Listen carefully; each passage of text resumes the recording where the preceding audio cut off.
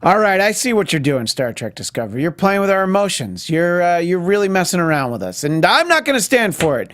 All right, I'll stand for it, but it was a little bit of a roller coaster this week. We're going to talk about all of that, and you want to know what an obol for Showrun is? All right, I see what you are going to have to stay tuned because Star Trek Discovery starts now. You're tuned in to Afterbuzz TV, the ESPN of TV talk. Now, let the buzz begin.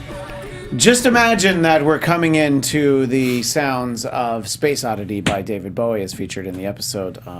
We don't get to play fun music anymore, but that's what we would be playing right now if we could. Welcome to the Star Trek Discovery After Show. I'm Christian Bladt, joined as always, Flobo. How's it going, everybody? Flobo Boyce in the building. And Frank Moran. Hey, everybody. With a very fun Spider-Verse T-shirt. You probably can't see it at home, but I can see it and I can enjoy it. That's all. I only dress for you. There's a lot. I mean, hey now, finally. Sorry, yeah, Flobo. Sorry, yeah. We've known each other longer. Yeah, you weren't around for season 1, right? So maybe season 3 he'll start dressing for you. You know. Taylor Card's right. So there's a lot to go into. Let's start with the title. And I'm going to thank our friends at Den of Geek for explaining it to me because I'm a geek, but I don't have a den, and I didn't know this at all. So, an obol for Charon, not Sharon, Charon. So Charon, I suppose. It references the Greek mythological god Charon and the specific way you bribe him. In order to get your soul taken to the right place in the underworld, you're supposed to give Charon an obol or payment. So somebody was really proud of themselves with that title. I expected when I saw what it was and I clicked on the episode, I'm like, all right, so these are some alien races or something. No. I had to do the heavy lifting. So that answers that question. Let's ask the big question, and we'll dive into the episode. We're going to start off talking about Saru. Frank, did you think he was going to die? You know, I was really excited about the prospect of it. What? Dude, yes. He's our friend. I know Doug Jones is great, fantastic, but the fact... Season 1, he was one of the only characters I liked. Yes, no, he's great. But what I liked about it is that, you know, these characters aren't somebody you've heard about before. I was like, would the show be daring enough to kill a beloved character like that, just like this? So you thought it could have happened? There's a part of me that wanted it to happen just because of that was a very bold, dramatic move that they made for the show. Frank Moran doesn't have a heart. Flobo, I do. What did you think? Did you think that he was really going to die? At first, I was saying no, but they stretched it out just enough to make you think maybe they might. When there's 8 minutes left in the episode, and Burnham's in there with him, I'm like, oh man, they're doing this. Oh yeah. I'm like, why are they going to kill? One of the most interesting, most unique characters that they've come up with for the show. I was disappointed because I really liked him and I thought that there was so much more to get to know about him. I should have known that they were just playing with us. They were really just messing with us. But gotcha. To Frank's point, it would be interesting if there are definitely. Well, I mean, this show. If you think about the fact that we lost Captain Georgiou in the second episode, that was a real shock. That was you don't really know what's coming. We haven't really had a lot of that, but. It would have told us something. I think that it would have been a very strong statement. We were just starting to get to know so much more about him in the course of this episode. Just sort of this notion that they're always in fear, being prepared to be slaughtered as part of this condition, and that if Burnham hadn't severed his ganglia, he would have just gone crazy because that's what's happened before. So we were getting so much about him, and it would have been a shame that it's all right, that's it, no more Kelpians. But I hope you liked him. So I thought that they were going to probably explore. He referenced family. He referenced the people he left behind. He referenced why he couldn't go there. So I thought, okay, I guess we're going to get a whole planet of Kelpians that we're going to visit, and that'll be interesting. I don't know. I'm happy that he's there. Ultimately, Frank, are you glad we're going to see him again next week? Where they've left him at is kind of interesting. Yeah. I just don't know. It's just me just quibbling.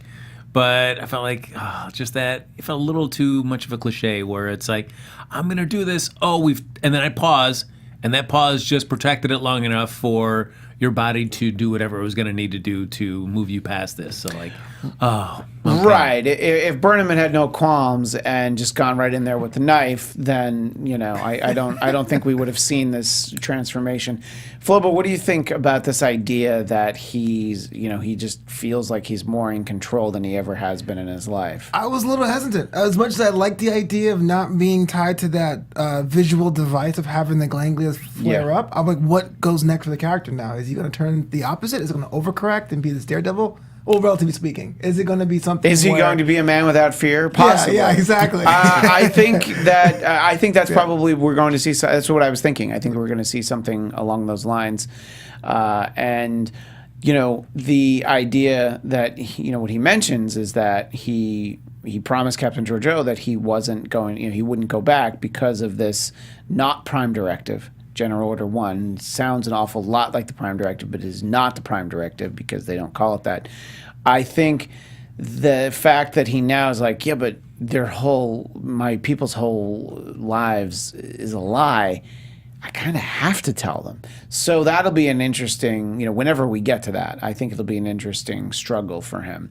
And he continues to be, one of the most interesting characters because he's just so different than anything we've seen in, 770 episodes of Star Trek. I think I'm really interested to see where they take him. And if you're watching in the chat, let us know. Let us know if you thought, and you're keeping an eye on the chat, right, Flobo? Yes, I am. So let us know if there are people that were like, nah, I knew they weren't going to kill him, which I don't know if I believe that. I think there had to at least be an inkling that, like, oh, they might be doing this. Oh, yeah. If it had been network, I would. You would have been like, "There's no way." Yeah. Of course. But I was thinking, it's CBS All Access. The same rules don't apply necessarily. So you could make a bold move like this. Yeah, they could have run out of money, and they just had to start killing off cast members. And the most expensive one is when you have to do the most makeup for. Yeah, so he goes first. Yeah, absolutely. And then who knows who would have been next? But Linus, anyway, see you later. All the Klingons, actually. Klingons all would have been gone. Oh, I'm so sad I missed last week's episode. I know you didn't get to talk about it with us. That's right. Yeah. Thumbs down. And then we'll move on. A little quick review there. Yeah. That's all you needed. Yeah. There you go. So what are they saying in the chat, Flobo? Yeah, I got to give a shout out to Stress Free K. I love to say this quote right here. Saru did look pretty buff with his shirt off, which I had to agree. He was working out. Yeah. I was uncomfortable for Burnham to have to be around that much manliness. Alexandra Sandu had a gift shout out saying that the levity that Michael Burnham had actually looked in her favor. She actually dug Michael's performance there, and one of the few times she was a fan of Michael Burnham, which was kind of a hot take, but I mean, look, she's not Vulcan, but she was raised on Vulcan. She usually keeps her emotions in check. So the fact that she was getting this upset just told you how strongly she felt. I just liked the fact, Frank, tell me if you agree, that just the fondness they have for each other, the fact that she referred to them as friends. When you think about not just the first couple episodes of season 1, but the bulk of season 1, the nature of the relationship was not very close. It was just more like, well, we're going to have to work together and we're going to have to tolerate each other, but I do not like you. But I almost thought if that was just such a course correction from what seemed like a very close relationship in those first couple episodes, and then she makes what he perceives as his ultimate betrayal, not only against Starfleet, but against everybody on the ship, leading to the death of Captain Georgiou. So I feel like maybe that pushes him in the direction of like, I've got to just course correct so far and really dislike you. But there was still that underlying friendship that had been kind of in tatters that through the course of the season they were able to kind of mend and bring back together. Sure. Right. And did you, I don't know, are you surprised to just think back, Flobo, on the way that the season started, just how close these two characters have became? Kind of without our really paying attention. Just all of a sudden, like, oh yeah, they're like besties. Oh yeah. Well, going back to season 1, I mean, Saru was again, in his most expressive way possible, it felt like he was the ultimate victim of betrayal. It was almost like there was no way, nothing you can do to come back from this. And to see it today and have him saying, "You are literally family," quote, and that's so many words, was a complete arc in itself as far as that mending of that relationship, but also opens the door to see where that's going to go from here. And that we have Saru 2.0 and Michael's becoming more and more in touch with her family. What does that mean going forward? Yeah, because I look at everybody from first season. I feel like Burnham gets the most development, a little bit of Lorca, but Saru was pretty much the only other one that really got a couple episodes that kind of really where he tried to be the captain, and the other one who's on the planet. Right. I mean, if you think back to season 1, characters that a lot of character development was spent with are Lorca and Tyler, who we saw last week, but we're not going to see on a regular basis. So there's a lot of people left who still need to be serviced. But if the show, the way it's been this season, where it's been a little bit more generous with focusing on some of the supporting cast, if we'd seen more of that in season 1, then maybe like this episode where you see that as they talk about that connection, you buy more into it. Yeah, I like sort of the strong bond amongst the Discovery crew that I think you would see in any sort of military or Starfleet setting, whatever. The fact that when they believe that he's going down to his quarters to die, everybody just sort of stands as a salute, and it just sort of starts happening gradually. I like that, but let's talk, Flobo, about his quarters. I would pay a lot to stay in a luxury hotel that was done up like that. Yeah. And I think, unless I'm mistaken, we hadn't seen that before. Agreed. And I thought it was cool. Like, I'm like, oh man, he's gonna die, and we're getting to see this cool room for the first time. And not the last time. Well, yeah, it looked like. Well, you know what? You don't really know what Saru does when he's not inactive. I thought that was pretty cool. That Yeah, you it's understood true. that he's out there being a peaceful person and being of mind and stuff like that, and being able to be killed, I guess, mercy killed in such a plush environment was everything I wasn't expecting. I was expecting something very minimalistic, very almost not even moved into, almost like Michael's room, but it was quite the opposite. Yeah. Yeah, no, I mean, he talked. I mean, I guess it was Burnham talked about how he had just come from his homeworld with seeds, and he managed to make it like that. So, and Frank, we see this on a lot of shows. The person who is in extreme pain / very poor health, who powers through it for the good of the crew. Talk a little bit about what it says about Saru, the fact that every instinct in his body is to be afraid and run away, but he even when we thought he just had some really bad cold, there he was out there. If he had dropped dead doing his job, he would have been happy knowing he'd given it his all, right? Well, true, because it's also empathy plays a big part in that as well too. So whether being empathetic and know that the rest of this crew needs help to do whatever it needs to do to survive. I feel like that also plays into it as well. And just to touch back on what the two of you were talking about with Saru going to die, I feel like that shot where he goes into the turbo lift and we pan around as everybody kind of stands up and looks at him pays off a little bit more now that you've actually gotten a little bit of details of the bridge crew. If it had been the end of last season where you really didn't know anything about this bridge crew, them standing up, you'd been like, okay. Yeah. But at least you've got a little bit more. It would be like, what was that? That was in Generations. Is there something wrong with your chair? Like, why is everyone standing up? So the other main focus of the episode is Lieutenant Tilly and Cadet Tilly. I always try to promote her. Hey, It's a matter of time. Yeah, exactly. Cadet Tilly and her fungi friend, May. Or fungi? Fungi, yeah. I thought it was an interesting sort of device that we see, somewhat recurrently in Star Trek, Frank, where a section of the ship does get closed off, and we see Burnham sort of awkwardly interact with them, and kind of like yelling, like, "Oh my God, you guys solved your problem. I can go solve my problem," which we'll talk about in a moment. But I kind of want to focus on the Tilly aspect of it. I think that we're getting to really see a lot of her this season. I mean, I think she's probably somebody really connected with the fan base for the show. What did you think about the way that they handled, her basically having a symbiote attached to her? Yeah. Why wasn't it Venom? That's right. Now that would have been something to watch. Swerve. Yeah. I felt like watching last week's episode, the thing that frustrated me is that the way they lead that dialogue between Maya and Tilly, where she's clearly leading like, you need to tell him things for me to Stamets, and she doesn't. Tilly just get it out of me. Just let's do this. So I felt like that was frustrating. So it made this episode where they're trying to figure out how do we communicate with this. Like, well, we had a chance. Well, I don't know why nobody just last episode we just didn't try to find out what this is. So I feel like I don't know if this is a storyline that I am enjoying them drawing out over multiple episodes. Yeah, I definitely agree with that. And it does begin to address the idea, Frank, that we posited early in the first season of why don't they use this spore technology in any of the future incarnations of the show? I think we're starting to see why, because, it's a sentient indigenous beings, I guess, who they'll take it out on you, and they're not too happy about it. I think that's an interesting area to explore. But when the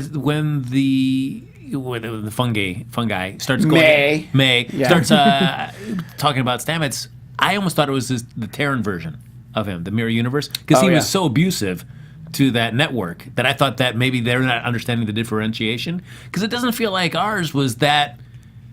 I mean, he was trying to do it in the best way possible. Yeah, but I think just by using it in general, and that is a great point, because the Terran version that we saw, it was a lot more brutal. But I can see how the fungi would handle it. What did you think of that whole storyline? The storyline for me is becoming one of my favorites. The spore drive and the technology around it was kind of teetering towards magic. I felt like pretty close. It was so I was so glad they brought in back Jet Reno to be like, okay, that almost grounded a bit and say, hey, look, this thing is going on, but there's other ways to do it. There's better ways to do it, and how her dynamic with Stamets was like the both sides of the coin, which I enjoyed. Yeah, I figured we would see Jet Reno again, and I kind of liked the debate basically of like, I just use good old fashioned dilithium. It was almost like a modern day debate, Frank, on like clean coal. Like, no, I'm going to just use clean coal. Right. You can go ahead and use your solar panels, and they mentioned solar panels and all that.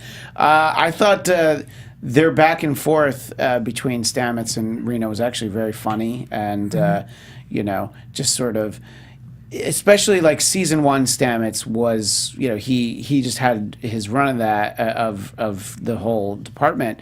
And there wasn't really anybody who challenged him. Mostly people were afraid of him, like Tilly, and nobody really gave it back to him like that. So I enjoyed that dynamic.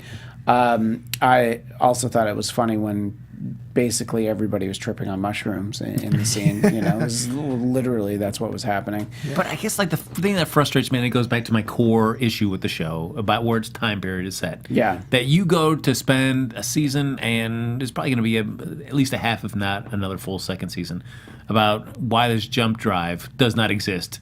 As we know it in the rest of Trek history. Yeah. So you create this really cool method of transportation, and then you immediately say, like, and here's why we can't ever use it.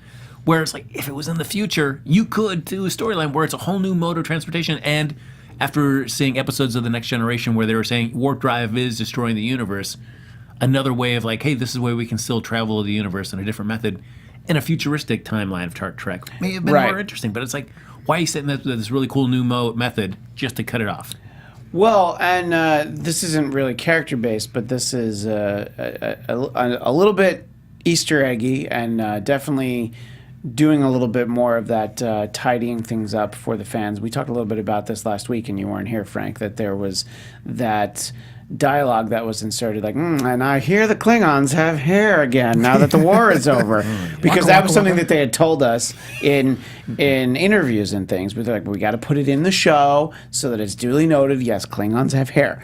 But then we got some references to the fact that, like, Pike wants to go back to good old fashioned view screens. So did you wonder why there were view screens on the Enterprise? Yeah, because he didn't like the holograms because they looked like ghosts.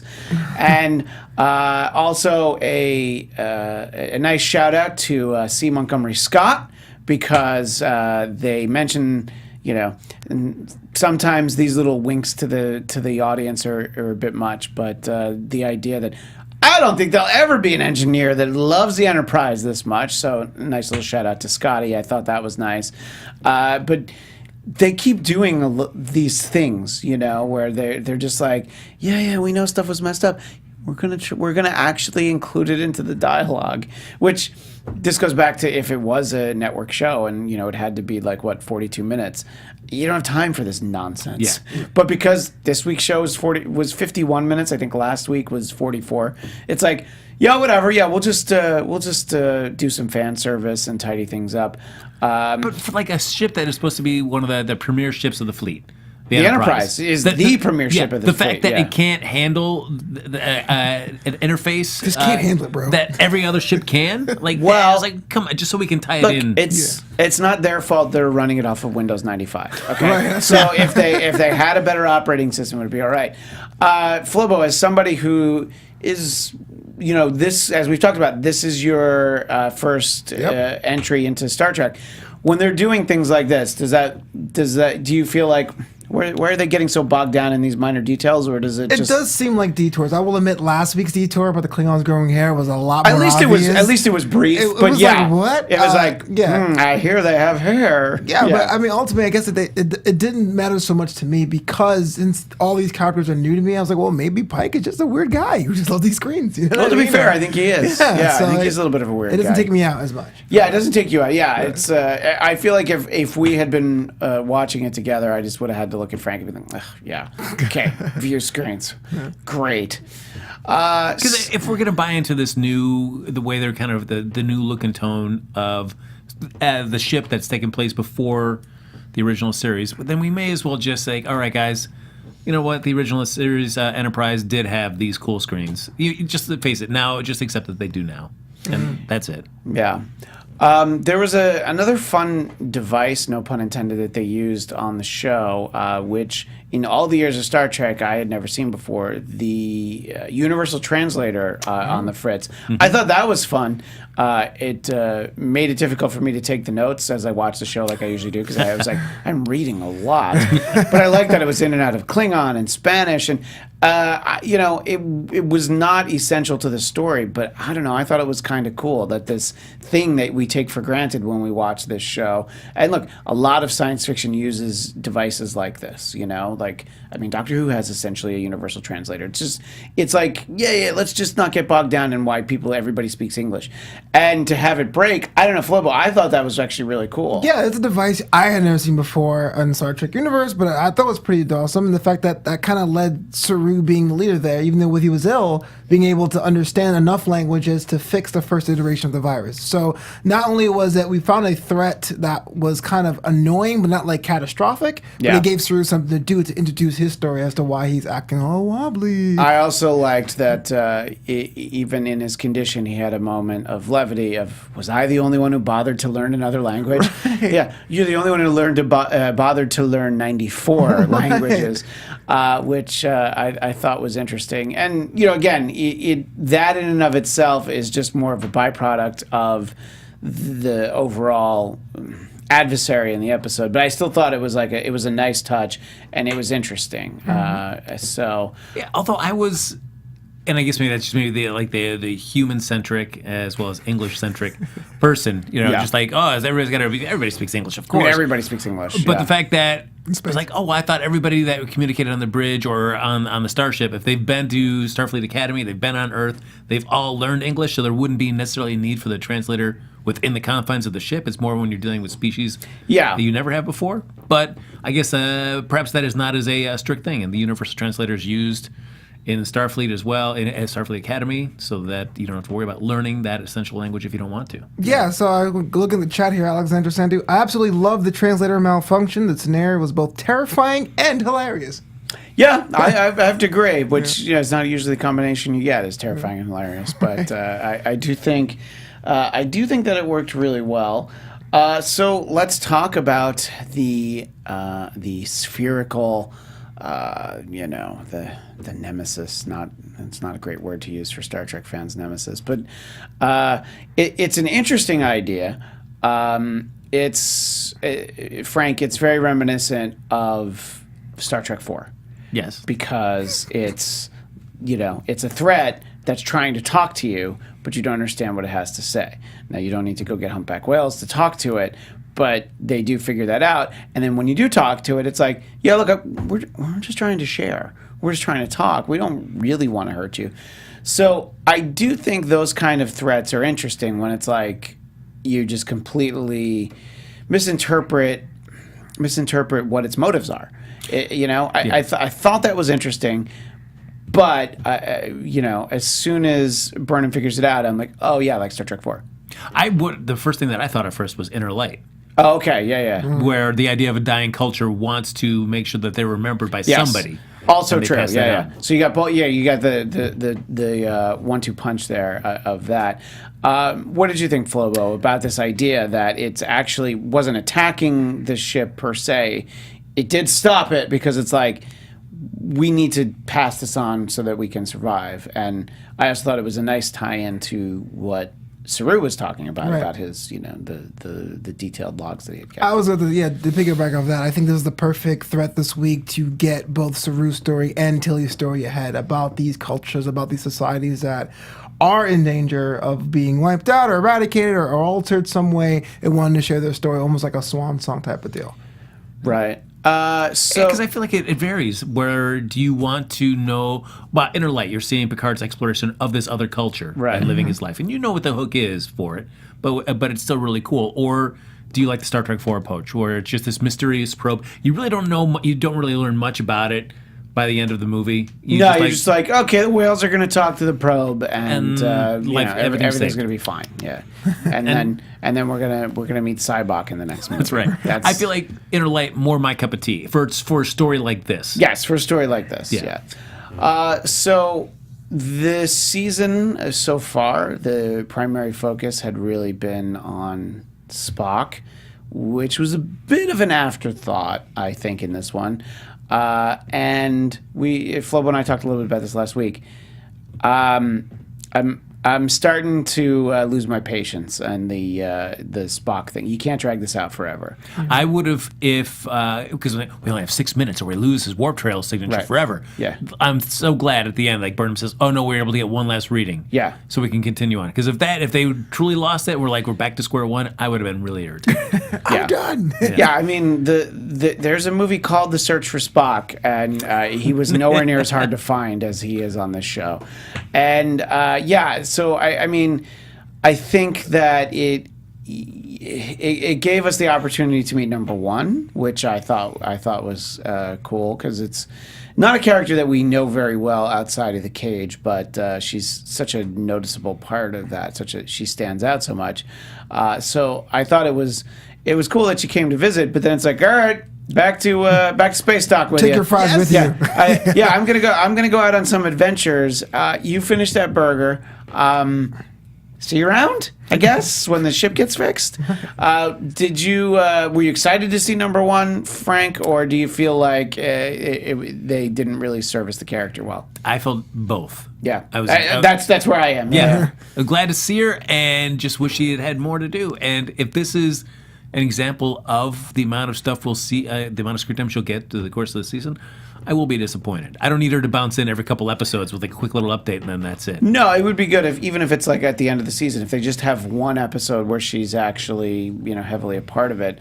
Obviously a character that you're not familiar with, Flobo, but did you feel like we really got to know her? Or no, but to me it was just a little reminder of how structured it seems it is on the Enterprise. Like it's like a whole different vibe than the Discovery crew, and I was like, oh yeah, the different uniforms and the way they carry themselves, and the fact she went right to the holodeck and their food. You know what I mean? So to me it was kind of like, okay, yeah, there is that other ship out there with a different, not set of rules, but different aesthetic.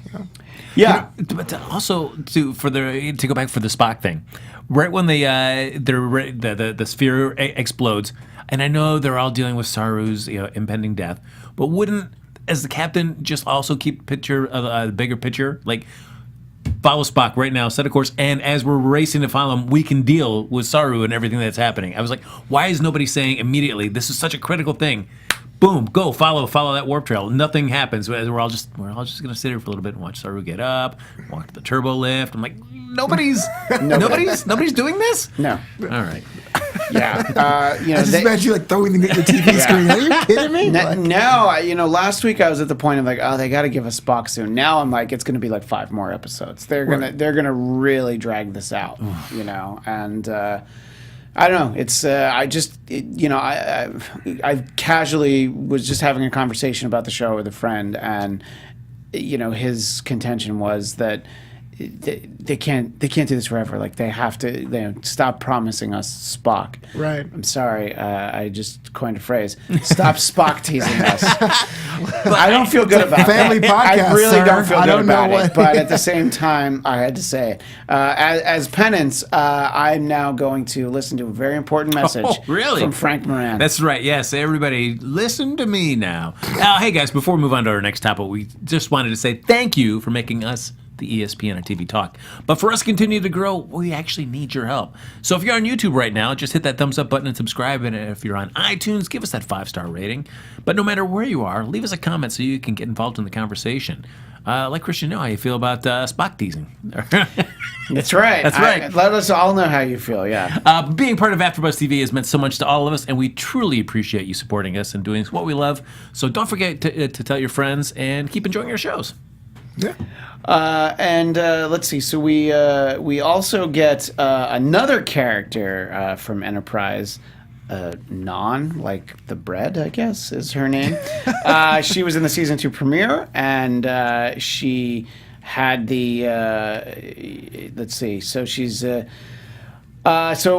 here's the. This goes back to Den of Geeks. So she's a member of the Barzon species, first seen in the Next Generation episode, The Price. And the breathing device she wears allows her to process Earth-like air that is normally toxic to her people. But most importantly, she rocks the miniskirt style uniform from the original series. So that's really what it comes down to. I don't remember seeing the bottom half of her at all. I saw her like a 2 scenes. The interesting thing about that, I thought, was like, well, if she's going to be there, why don't we have number 1? Yeah, because like, was Rebecca Romaine that expensive that you're like, no, she's going to be in one scene and that's it? I really thought one of them was going to be expendable this episode. I was waiting for that to happen. 'Cause I was saying the same thing here too. I was like, oh, that seems very similar. Yeah, like, why do they bring her in and then like, all right, see you later, but she's going to get to hang out. Yeah. With zero justification as to why her. Like, oh, she's from the Enterprise. Like, and why is she here? Yeah, and number 1's from the Enterprise. yeah. I mean, I guess she has really important work to do, not flying through space. So I don't know. It's that was frustrating. Let's put it that way. And I almost would rather not have seen number 1 this week. I think because if we're to say we only get what you're talking about, Frank, just a couple of like visits like this throughout the season. 1. Why do you cast Rebecca Romaine? Yeah. 2, why have her on at all if she's not really going to do anything? I do suspect she's going to do something. I'm at least hoping. I would agree with you on that because it's a waste of time and resources on a character that that fans clearly love as part of Trek lore and would welcome a chance to see more explored. Right, exactly. So I guess we will have to see how that goes in the weeks ahead. Let's see. We talked about the conversation about dilithium mining, which I thought was fun, and there were some references to the short treks that were the little mini episodes that filled in between season 1 and 2, including the Brightest Star, which was the Saru episode. So that actually, if you haven't watched those, this is a nice reminder. Before next week, they're all out there. They're all on CBS All Access. Flobo, you wouldn't have been able to watch them on Netflix. That's probably the difference. That's why you didn't see them. But so, what do you think about this idea? I'll ask you first, Frank. This idea that the first contact with this sphere was we're going to infect you with a virus. It's interesting. It's a very violent first contact, but not so much intended that way. What do you think about sort of the bigger question that it poses of, what we were talking about earlier, that it's this threat that's, I guess, technically not really a threat. Yeah, I mean, I guess it's one of those changing your perspective. And understandably, space is a hostile place. And Yes, it is. more often than not, I mean, even though you're on a scientific mission and you're out there to explore new worlds and new civilizations to boldly go, you still run into a lot of resistance. So I feel like your natural tendency is just in the face of the unknown or the not understood, you will take a defensive posture. But sometimes it's just like let your heart be your guide. That's like going down to like New York, like, hey, I'm walking in, like just the way he just naturally aggressive. Right. I mean, yeah, it's like we're walking here. For sure. I agree. I really thought it was going to be a Red Angel story beat. The fact that it was a red cloud and it was affected by the virus, but I thought that was a good setup to say, no, swerve. We're coming in peace in the most aggressive way on the planet possible. Yeah. I feel like with saying it's been around for hundreds of thousands of years and it has this rich database, there's got to be something that they're going to mine out of there eventually that's going to tie into the Red Angels. Yeah, and I mean that's also Multiple? Or Red Angels. Red Angel. Every time they talk about it, and when we've seen it, they're not making me care about the Red Angel. No. I'm just like, I guess it means a lot to Burnham because she saw it when she saw it, but I'm just like, can we just move on? It seems like a flimsy tie-in to Spock and why he's allegedly wanted for murder for 3 people and the Red Angel, and I'm like, well, they're gonna have to make it make sense, but I just don't care. They're not making me care about it. Flobo, do you care about the Red Angel? It's fine if you do, by the way. Don't. No, for sure. I want to. I really do. Right. It seems like it's the A story or A with a bullet. But there's nothing there about it that's like, oh, he's drawn it once and we've seen it in visions once. And to be honest with you, I've gone down this whole like fungi/fungi thing. Like I feel like as far as entertainment value, it's not as high there. But if it's the A story, I'm trying to be patient to see how it's going to play off. Yeah. Okay. Because I don't know if that's the mix of the way they're trying to tell more of this serialized storytelling, where a Red Angel episode could have been like a 2-parter, where you kind of set everything all up. But now that you're sprinkling it in over multiple episodes, it almost gets a little frustrating because it doesn't feel like you're really advancing the story that much. Yeah. And I feel the way I do about the Red Angel with regards to this ongoing Spore storyline, which we see at the end of the episode. Seems like everything's all right. Tilly gets sucked right back into it, and if you saw the preview for next week, it's going to deal very heavily with that. And all I can hope is like, can that be the last part of this story, please? Because I don't need any more. If it means shutting down the Spore drive forever, go ahead and do that. Just let's not have any more of annoying May talking to her. I know we have her next week because I saw it in the thing. Right. But I don't know. Personally, I'm ready for that story to be over and kind of ready for just to focus on Spock. Where are you at with this, Flobo? Yeah, I think May has the perfect tone for me to be like, okay, you can't make this happen forever, especially when she is visualized as a human. But yeah, I want to see what Spock's going to go to. You play it. It reminds you of another show. I'm not sure if I'm allowed to mention other shows, but like the first season is Supergirl. Oh my God! What are you talking about? I'm just saying. I'm sorry. I'm a hot take. The whole premise was always your cousin will love this. Your cousin was texting me. Your cousin's this. Your cousin's that. And it was like, oh my gosh, I want to know what he's doing. Wait a minute. That's the whole point of the show. Why don't we have Superman on the show? Right. And I know they actually brought Superman onto the show. So I'm watching this going like, I know Spock's important to the lore, and I know there's a connection there, however weird it may be. Yeah. But you have to get to it because I'm about to be like, I don't know. I don't really care about Spock as someone in the Discovery universe. Yeah. And that hasn't been sold to me. And when we get to the topic of Spock in the course of the episode, originally Burnham's like, yeah, I gotta recuse myself from anything to do with my brother. And then, sort of this dying wish that Saru is like, promise me you'll patch up your relationship with a guy I don't know or care about. I'm not dead, but remember that dying wish. Stick to it. So I guess she just came to the place where she realizes it's important.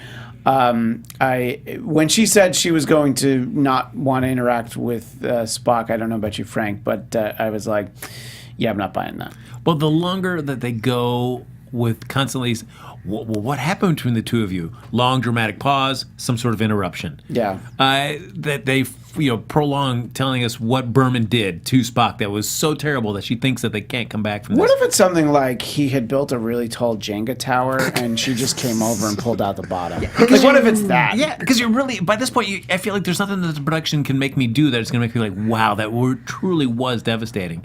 It is going to be the actors going to have to really sell those scenes to make me go like, so are you ready, Ethan Peck?